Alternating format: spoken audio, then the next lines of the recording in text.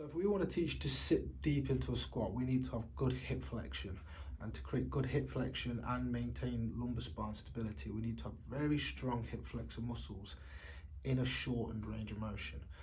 And to do this, we use an exercise called the dead bug.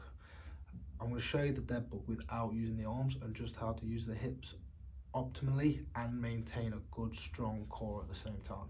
So most people will have been shown how to do this dead bug exercise as an abdominal exercise, and so to engage the abdominal muscles you tend to flatten out the lumbar spine to be able to shorten the abdominal muscle up. We're going to use this exercise as our iliopsoas muscle exercise, and so in doing so we want to not flatten the back down at all. We're going to ask you to be able to place your hands underneath your spine to maintain that neutral curve of the lumbar spine. And in doing so, it's going to challenge that hip flexor to become stronger and contract at a much shorter range than it normally would.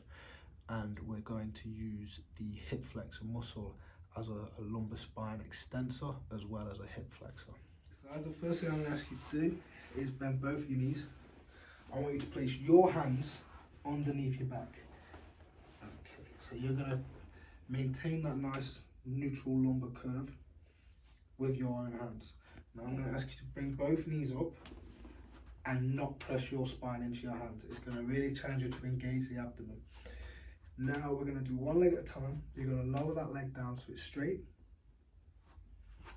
All the way, all the way. Now I'm going to ask you to bring it back up and not press your spine into your hands. Let the knee roll out a little bit as we explain. We use some external rotation of the femur to get into this position. Okay. Once you've done one side, you're going to do the other.